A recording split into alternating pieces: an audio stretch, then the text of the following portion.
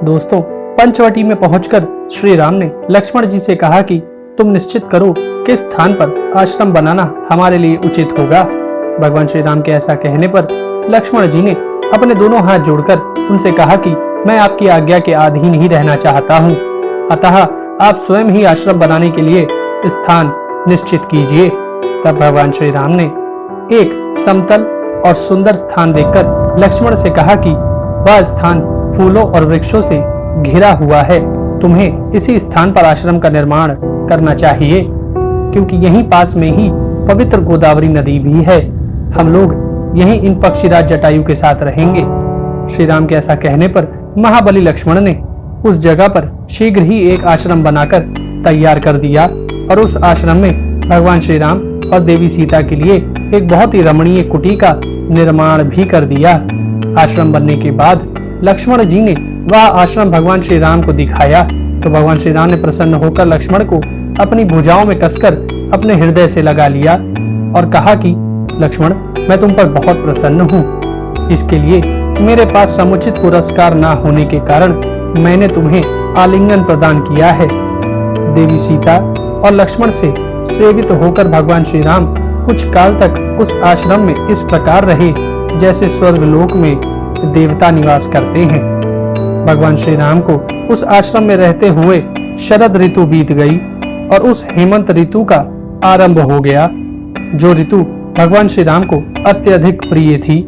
इस ऋतु में अधिक ठंडक या पाले के कारण लोगों का शरीर रूखा हो जाता है, जल अधिक शीतल होने के कारण पीने योग्य नहीं रहता है तथा आग बड़ी प्रिय लगने लगती है। भगवान श्री राम एक दिन देवी सीता और लक्ष्मण के साथ गोदावरी में स्नान करके अपने आश्रम में लौटे थे कि तभी राक्षस राज रावण की बहन राक्षसी शूर्पणखा उनके आश्रम पर आ पहुंची। शूर्पणखा ने जब देवताओं के समान मनोहर रूप वाले भगवान श्री राम को देखा तो वह काम से मोहित हो गई। शूर्पणखा का मुख बहुत ही भद्दा एवं कुरूप था। वह बड़ी बेडौल और लंबे पेट वाली थी। उसके नेत्र बहुत ही डरावने थे तथा सर के बाल तांबे जैसे लाल थे। शूर्पणखा का रूप बीभत्स और विकराल था और वह दुराचारणी हजारों वर्ष की बुढ़िया थी। काम भाव से आविष्ट होकर मायावी शूर्पणखा ने अपना मनोहर रूप बनाया और श्री राम के पास आकर बोली कि तपस्वी के वेश में धनुष बाण ग्रहण किए और साथ में स्त्री को लिए इस राक्षसों के देश में तुम कैसे चले आए? यहाँ तुम्हारा आने का प्रयोजन क्या है? मुझे ठीक ठीक बताओ। शूर्पणखा की बात सुनकर भगवान श्री राम ने कहा कि देवी, दशरथ नाम के एक चक्रवर्ती राजा हो गए हैं। मैं उनका ज्येष्ठ पुत्र राम हूँ या मेरे छोटे भाई लक्ष्मण हैं। ये मेरी पत्नी है जो विदेहराज जनक की पुत्री सीता है। अपने पिता दशरथ की आज्ञा से प्रेरित होकर मैं धर्म पालन की इच्छा रखकर इस वन में निवास करने के लिए यहाँ आया हूँ। अब मैं तुम्हारा परिचय प्राप्त करना चाहता हूँ। तुम किसकी पुत्री हो? तुम्हारा नाम क्या है? और तुम किसकी पत्नी हो? तुम्हारे अंग इतने मनोहर हैं कि तुम मुझे इच्छा अनुसार रूप धारण करने वाली कोई राक्षसी प्रतीत होती हो। तुम यहाँ किस लिए आई हो या ठीक ठीक बताओ। भगवान श्री राम की यह बात सुनकर शूर्पणखा काम से पीड़ित होकर बोली, मेरा नाम शूर्पणखा है और मैं इच्छा अनुसार रूप धारण करने वाली राक्षसी हूँ। मैं समस्त प्राणियों के मन में भय उत्पन्न करती हुई इस वन में अकेली विचरती हूँ। मेरे भाई रावण का नाम तो संभवतः तुम जानते ही होगे। रावण विश्रवा मुनि का वीर पुत्र है। मेरा दूसरा भाई कुंभकर्ण है जिसकी निद्रा सदा ही बड़ी रहती है और मेरा तीसरा भाई विभीषण है, परंतु वह धर्मात्मा है। युद्ध में जिनका पराक्रम विख्यात है वे खर और दूषण भी मेरे भाई ही हैं। श्री राम, बल और पराक्रम में मैं उन सभी भाइयों से बढ़कर हूँ। तुम्हारे प्रथम दर्शन से ही मेरा मन तुम में आसक्त हो गया है। यही कारण है कि मैं तुम्हारे प्रति पति की भावना रखकर बड़े ही प्रेम से तुम्हारे पास आई हूँ। अतः अब तुम सदा के लिए मेरे पति बन जाओ। तुम्हारी पत्नी सीता मेरी दृष्टि में कुरूप, ओछी और विकृत मानवी है। मैं इसे तुम्हारे इस भाई के साथ ही खा जाऊंगी। फिर तुम काम भाव युक्त होकर मेरे साथ दंडक वन में विहार करना। शूर्पणखा के ऐसा कहने पर भगवान श्री राम जोर जोर से हंसने लगे और कहा कि आदरणीय देवी, मैं विवाह कर चुका हूँ, परंतु ये मेरे छोटे भाई लक्ष्मण देखने में प्रिय लगने वाले और बल पराक्रम से संपन्न है। इनके साथ स्त्री नहीं है।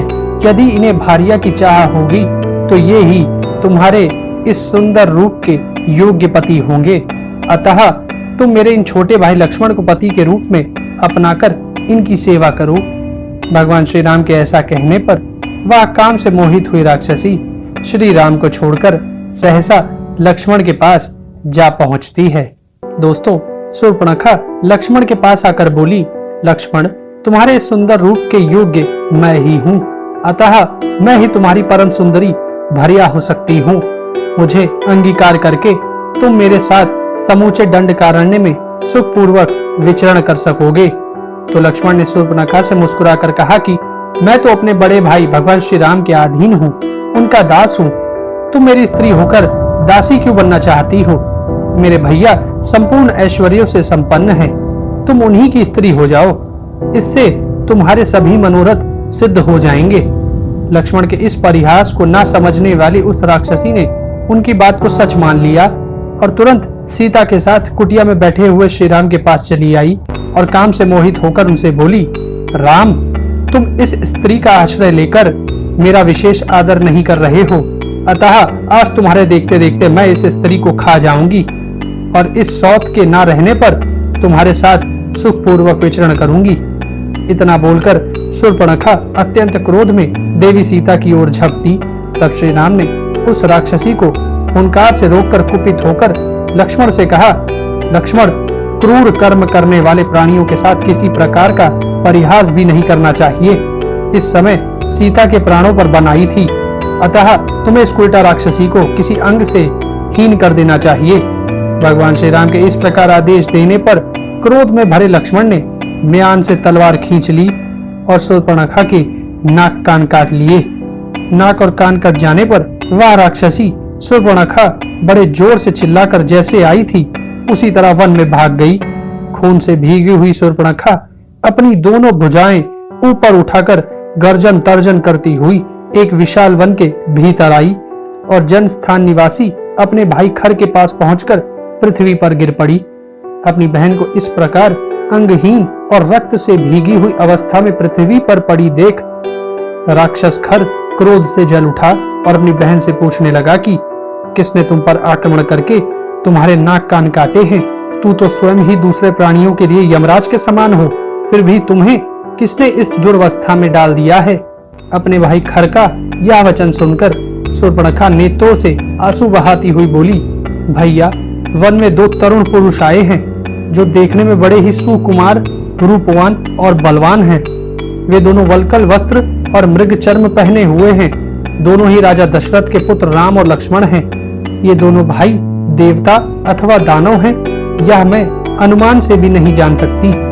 उन दोनों के साथ एक तरुण अवस्था वाली एक स्त्री भी है।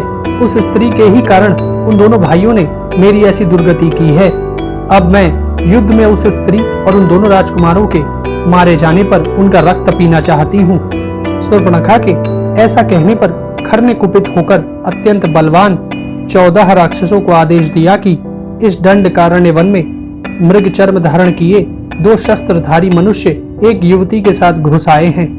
तुम लोग वहां जाकर पहले उन दोनों पुरुषों और उस स्त्री को मार डालो।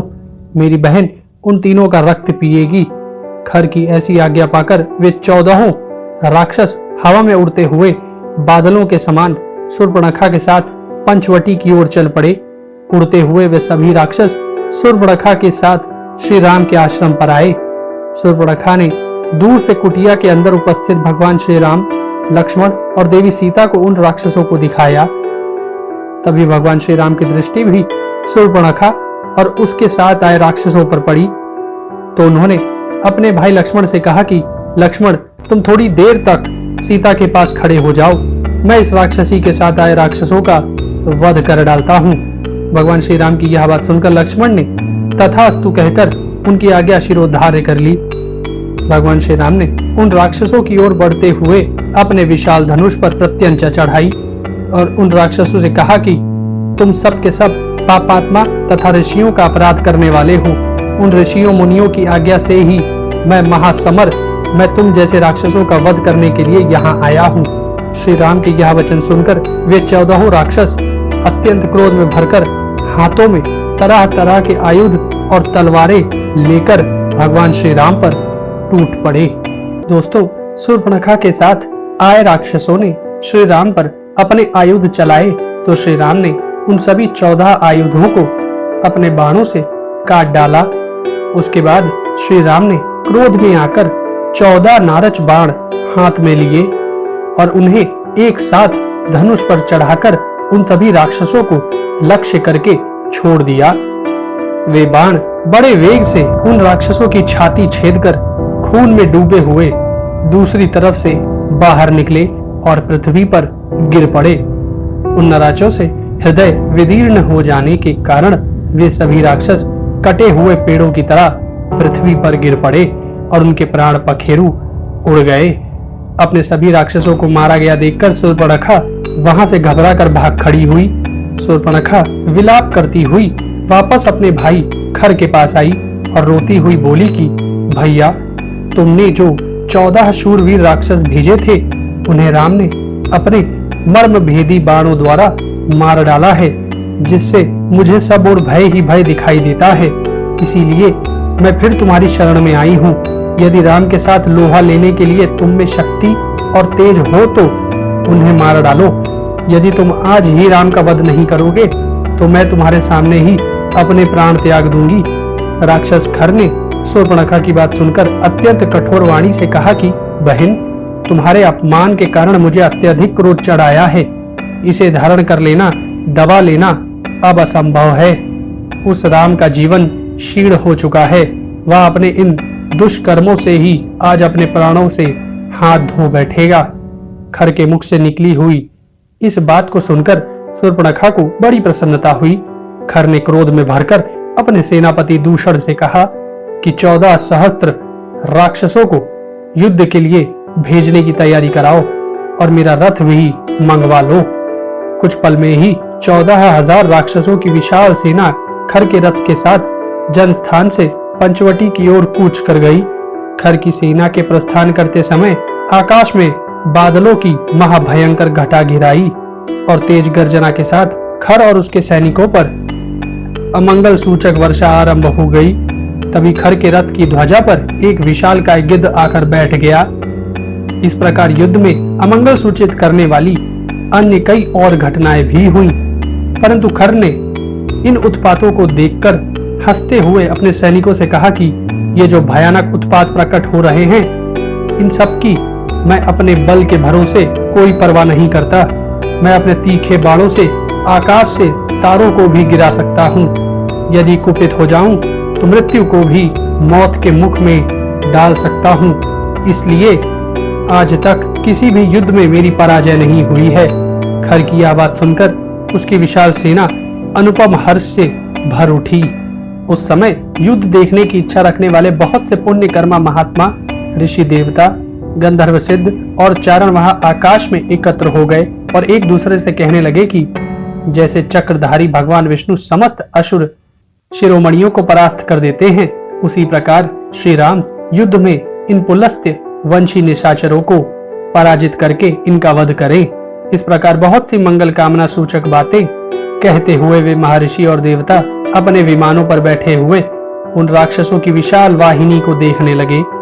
खर अपनी विशाल सेना के साथ जब श्री राम के आश्रम की ओर चला था, तब उत्पन्न हुए उत्पात सूचक लक्षणों को लक्ष्मण सहित श्री राम ने भी देखा था और लक्ष्मण से यह कहा था कि ये महान उत्पात इस समय इन सारे राक्षसों का संहार करने के लिए उत्पन्न हुए हैं। यहाँ जैसे जैसे वनचारी पक्षी बोल रहे हैं, उनसे हमारे लिए भविष्य में अभय की और राक्षसों के लिए प्राण संकट की प्राप्ति सूचित हो रही है, तथा मेरी यह दाहिनी भुजा बारंबार फड़ककर इस बात की सूचना देती है कि कुछ देर में बहुत बड़ा युद्ध होगा और उस युद्ध में हमारी विजय और शत्रु की पराजय होगी, क्योंकि तुम्हारा मुख कांतिमान एवं प्रसन्न दिखाई दे रहा है। युद्ध के लिए उद्यत होने पर जिनका मुख प्रभावहीन हो जाता है, उसकी आयु नष्ट हो जाती है। भगवान श्री राम लक्ष्मण से कहते हैं कि तुम धनुष बाण धारण करके सीता को लेकर पर्वत की उस गुफा में चले जाओ। मैं स्वयं ही इन निशाचरों का वध करना चाहता हूँ। श्री राम के ऐसा कहने पर लक्ष्मण धनुष बाण ले सीता के साथ पर्वत की दुर्गम गुफा में चले गए। देवी सीता और लक्ष्मण के जाने के बाद भगवान श्री राम ने अपना कवच धारण किया और अपने विशाल धनुष एवं बाण लेकर युद्ध के लिए डटकर खड़े हो गए और धनुष की प्रत्यंचा की टनकार से संपूर्ण दिशाओं को गुंजाने लगे। दोस्तों, आसमान में उपस्थित पुण्यकर्मा महात्मा, देवता, गंधर्व, चारण और ऋषि कौतूहलवश एक दूसरे की ओर देखते हुए यह बोले कि एक ओर भयंकर कर्म वाले 14,000 राक्षस हैं और दूसरी ओर अकेले धर्मात्मा श्री राम हैं। फिर यह युद्ध कैसे होगा? जब देवता, गंधर्व और चारण पूर्वोक्त रूप से श्री राम की मंगल कामना कर रहे थे, उसी समय भयंकर ढाल, तलवार आदि आयुधों से युक्त निशाचरों की सेना गर्जना करती हुई चारों ओर से श्री राम के पास आ पहुंची। युद्ध कला के विद्वान श्री राम ने अपने चारों ओर दृष्टिपात करते हुए खर की सेना का निरीक्षण किया और अपने तरकश से अनेक बाण निकाले और अपने भयंकर धनुष को खींचकर संपूर्ण राक्षसों का वध करने के लिए तीव्र क्रोध प्रकट किया। श्री राम को इस प्रकार क्रोध में देखकर वन देवता भी व्यथित हो उठे थे। खर ने जब श्री राम को देखा तो अपना धनुष उठाकर सूत को आज्ञा दी कि मेरा रथ राम के सामने ले चलो। खर की आज्ञा से सूत उसका रथ श्री राम के सम्मुख ले आया। तब खर के निशाचर मंत्री भी खर को चारों ओर से घेर कर खड़े हो गए। खर ने श्री राम पर सहस्त्रों बाण छोड़कर जोर से गर्जना की। तभी सभी निशाचरों ने भी श्री राम पर नाना प्रकार के अस्त्रों शस्त्रों की वर्षा आरंभ कर दी। चारों ओर से प्रहार करके निशाचर जैसे श्री राम को युद्ध में मार डालना चाहते थे। निशाचरों के उन सभी अस्त्र शस्त्रों को भगवान श्री राम ने अपने बाणों से बड़ी सहजता से काटकर पृथ्वी पर गिरा दिया था, परंतु निशाचरों के कुछ आयुधों से भगवान श्री राम का शरीर शत विशत हो गया था। तो भी भगवान श्री राम एक पर्वत की भांति अपने स्थान पर अडिग ही खड़े रहे। श्री राम की यह अवस्था देखकर देवता, सिद्ध, गंधर्व और महर्षि विषाद में डूब गए। तत्पश्चात भगवान श्री राम ने अपने धनुष को इतना खींचा कि वह गोलाकार दिखाई देने लगा। श्री राम ने अपने धनुष से हजारों ऐसे पीने बाण छोड़े जिन्हें रोक पाना सर्वथा कठिन था। श्री राम के छोड़े गए बाण कालपाश के समान राक्षसों के प्राण लेने लगे। वह बाण राक्षसों के शरीर को छेद कर जब उनके खून में डूबे हुए आकाश में पहुंचते हैं तब वह प्रज्वलित अग्नि के समान प्रकाशित होने लगते थे। कुछ ही समय में कवच से सजे और रथों में जुते हुए घोड़े सारथियों, हाथियों, हाथी सवारों, घोड़ों और घुड़सवारों को भी छिन्न भिन्न कर डाला। इसी प्रकार श्री राम ने पैदल सैनिकों को भी मारकर यमलोक पहुंचा दिया, जिससे निशाचर भयंकर आर्तनाद करने लगे। तब कुछ भयंकर बलशाली निशाचर क्रोधित होकर श्री राम पर तलवारों, शूलों और फरसों से प्रहार करने लगे, परंतु भगवान श्री राम ने अपने बाणों से उनके शस्त्रों को रोककर उनके गले काट डाले। श्री राम के इस पराक्रम से राक्षस आहत होकर विषाद में डूब गए और अपनी रक्षा के लिए खर के ही पास दौड़ गए, परंतु बीच में दूषण ने सभी राक्षसों को आश्वासन दिया और क्रुद्ध होकर युद्ध के लिए डटे हुए श्री राम की ओर दौड़ पड़ा। दूषण का सहारा पाकर राक्षस निर्भय होकर फिर लौट आए और साखू, ताड़ आदि के वृक्ष तथा पत्थर लेकर पुनः श्री राम पर टूट पड़े। उस समय श्री राम और उन निशाचरों में पुनः बड़ा ही अद्भुत युद्ध होने लगा। वे राक्षस कुपित होकर चारों ओर से पुनः भगवान श्री राम पर आक्रमण करने लगे। तब महाबली श्री राम ने गांधर्व नामक अस्त्र का प्रयोग किया। फिर तो उनके मंडलाकार धनुष से सहस्त्रों बाण छूटने लगे। उन बाणों से पीड़ित राक्षस यह नहीं देख पाते थे कि श्री राम जी कब बाण हाथ में लेते हैं और कब उन्हें धनुष पर चढ़ाकर छोड़ देते हैं। वे केवल श्री राम को धनुष खींचते हुए ही देख पाते थे। भगवान श्री राम के छोड़े हुए बाणों से गिरे हुए बहुसंख्यक राक्षसों की लाशों से वहां की भूमि पट गई। दूषण ने जब राक्षसों को इस प्रकार मरते हुए देखा तो वह 5,000 महाबाहु राक्षसों के साथ श्री राम के सम्मुख आकर उनसे युद्ध करने लगा। तब श्री राम ने उन राक्षसों का वध करते हुए दूषण के धनुष को काट दिया और उसके रथ के घोड़ों और सारथी को भी मार गिराया। तब दूषण एक विशाल परिधि लेकर श्री राम की ओर दौड़ा तो श्री राम ने बाणों से उसकी दोनों भुजाएं काट दी, जिससे दूषण पृथ्वी पर गिर पड़ा और उसके प्राण पखेरु उड़ गए। दोस्तों, युद्ध भूमि में दूषण को मरा देखकर युद्ध देख रहे समस्त देवताओं, महर्षियों, गंधर्वों, सिद्ध और चारणों ने साधु साधु कहकर भगवान श्री राम की प्रशंसा की। इसी समय खर की सेना के आगे चलने वाले महाकपाल, स्थूलाक्ष और प्रमाथी, ये तीन महाबली राक्षस क्रोधित होकर श्री राम के ऊपर टूट पड़े। उन तीनों को अपनी ओर आता देख भगवान श्री राम ने अपने तीखे बाणों द्वारा उनका स्वागत किया। श्री राम ने महाकपाल का सिर एवं कपाल उड़ा दिया, प्रमाथी को असंख्य बाणों से मथ डाला और स्थूलाक्ष की स्थूल आंखों को बाणों से भर दिया। उसके बाद श्री राम ने खर के 5000 राक्षसों को क्षण भर में अपने बाणों का निशाना बनाकर यमलोक पहुंचा दिया। दूषण के मारे जाने की खबर सुनकर खर को बड़ा क्रोध हुआ। उसने अपने महाबली सेनापतियों को आज्ञा दी कि वह सभी राक्षस बहुत बड़ी सेना के साथ राम पर धावा बोल दे और उनका वध कर दे। ऐसा कहकर खर ने श्री राम पर धावा किया। साथ ही उसके 12 महापराक्रमी सेनापति भी बाणों की वर्षा करते हुए अनेक सैनिकों के साथ श्री राम पर टूट पड़े। तब श्री राम ने अपने बाणों से उस सेना के बचे खुचे सिपाहियों का भी संहार कर डाला। श्री राम के बाणों से निशाचरों के कवच, आभूषण और धनुष छिन्न भिन्न गए तथा वे निशाचर खून से लथपथ हो पृथ्वी पर गिर पड़े। इस प्रकार श्री राम ने अकेले और पैदल होकर भी खर के 14,000 राक्षसों को मौत के घाट उतार दिया। खर की समूची सेना में केवल महारथी खर और त्रिशिरा, ये 2 ही राक्षस बचे थे और इधर भगवान श्री राम ज्यों के त्यों युद्ध के लिए डटे थे। जब त्रिशिरा ने खर को भगवान श्री राम के सम्मुख जाते देखा तो वह उसके पास आकर बोला कि यह युद्ध मुझे करने दीजिए, अपने आप को इस कार्य से अलग रखिए। यदि मेरे द्वारा राम मारे गए तो आप प्रसन्नता पूर्वक जनस्थान को लौट जाइए। यदि राम ने मुझे ही मार दिया तो आप युद्ध के लिए इन पर धावा बोल दीजिएगा। खर से ऐसा बोलकर त्रिशिरा ने भगवान श्री राम पर आक्रमण किया। अत्यंत बलशाली श्री राम और त्रिशिरा का वह संग्राम सिंह और गजराज के युद्ध की भांति बड़ा भयंकर प्रतीत हो रहा था। उस समय त्रिशिरा ने 3 बाणों से श्री राम को बेंध डाला था। श्री राम उसकी यह उद्दंडता सहन न कर सके और क्रोध में आकर श्री राम ने त्रिशिरा की छाती में 14 बाण मारे। उसके बाद श्री राम ने 4 बाणों से उसके रथ के चारों घोड़ों को मार गिराया।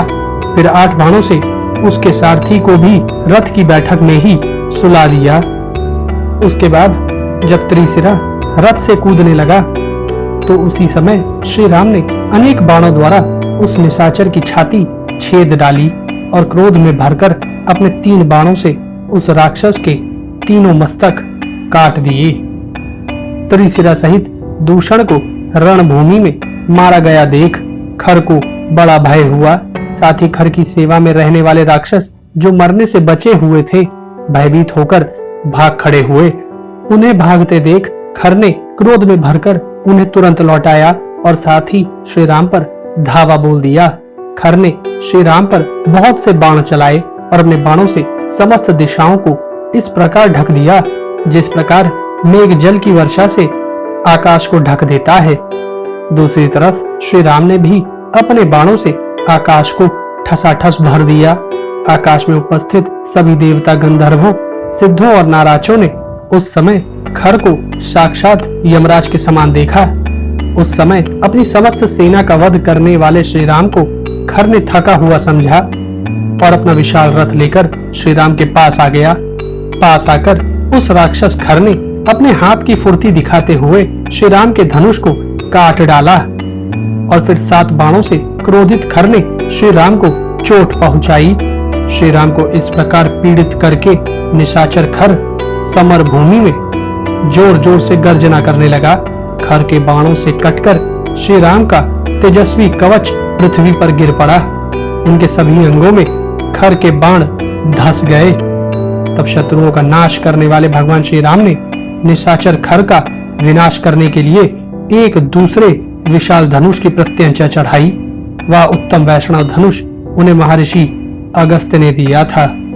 दोस्तों, भगवान श्री राम ने राक्षस खर पर धावा बोलते हुए अपने बाणों से खर के रथ की ध्वजा काट डाली, तो उसके उत्तर में खर ने भगवान श्री राम की छाती पर 4 बाण मार दिए, जिससे श्री राम का शरीर लहूलुहान हो गया। इस प्रकार घायल हो जाने पर भगवान श्री राम को बड़ा क्रोध आया और उन्होंने अपने तेज बाणों से खर के रथ के चारों घोड़े मार डाले, उसके सारथी का मस्तक काट गिराया तथा खर के धनुष के 2 टुकड़े कर डाले। धनुष के खंडित होने, रथ के टूटने, घोड़ों और सारथी के मारे जाने पर खर हाथ में गदा लेकर रथ से कूदकर धरती पर आ खड़ा हुआ। यह देख विमान पर बैठे देवता हर्ष से महारथी श्री राम के कर्म की भूरी भूरी प्रशंसा करने लगे। भगवान श्री राम ने रतहीन हो चुके राक्षस खर से कहा, तूने सदा जो क्रूरतापूर्ण कर्म किए हैं उनकी समस्त लोकों में निंदा हुई है।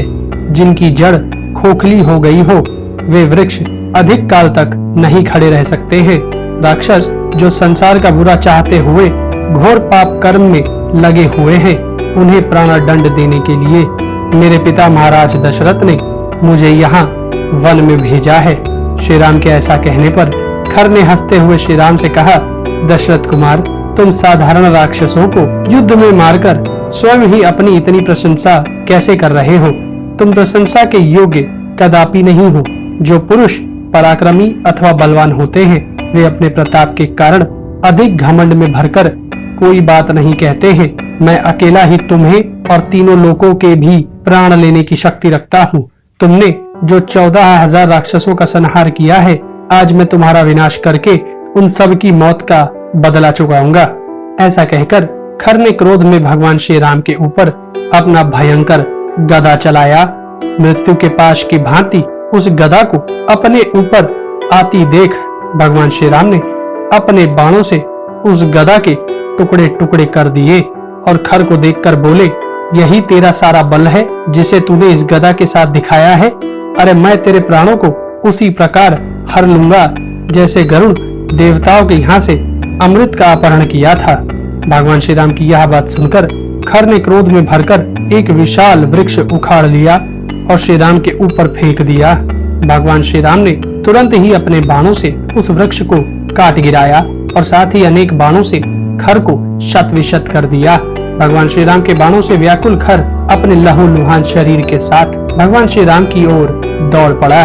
खर को बड़ी वेग से अपनी ओर आता देख श्री राम 3 कदम पीछे हट गए और अपने धनुष पर देवराज इंद्र का दिया हुआ अग्नि बाण चढ़ाकर खर के ऊपर छोड़ दिया। वह बाण खर की छाती में जाकर धंस गया और बाण की अग्नि से जलता हुआ खर पृथ्वी पर गिर पड़ा। खर के मारे जाते ही विमानों में बैठे देवता श्री राम के ऊपर चारों ओर से फूलों की वर्षा करने लगे। उस समय सभी देवताओं को यह आश्चर्य भी हो रहा था कि किस प्रकार भगवान श्री राम ने 1.5 मुहूर्त में ही खर दूषण आदि 14,000 राक्षसों का इस महासमर में संहार कर डाला। भगवान श्री राम का यह अद्भुत कर्म देखकर सभी देवता तो अपने विमानों से वापस चले गए, परंतु बहुत से राजर्षि और अगस्त्य आदि महर्षि भगवान श्री राम का सत्कार करने के लिए उनके पास आए और श्री राम से बोले, रघुनंदन, इसी कार्य की सिद्धि के लिए महर्षियों ने आपको पंचवटी के इस प्रदेश में पहुंचाया था। आपने हम लोगों का यह बहुत बड़ा कार्य सिद्ध कर दिया। अब सभी ऋषि मुनि दंडकारण्य के विभिन्न प्रदेशों में निर्भय होकर अपने धर्म का अनुष्ठान करेंगे। ऋषि मुनि भगवान श्री राम से वार्ता कर ही रहे थे कि उसी बीच लक्ष्मण जी भी देवी सीता के साथ पर्वत की कंदरा से निकलकर आश्रम में आ गए। देवी सीता को यह देखकर बड़ा हर्ष हुआ कि सभी राक्षस मारे गए और श्री राम को कोई क्षति नहीं पहुंची।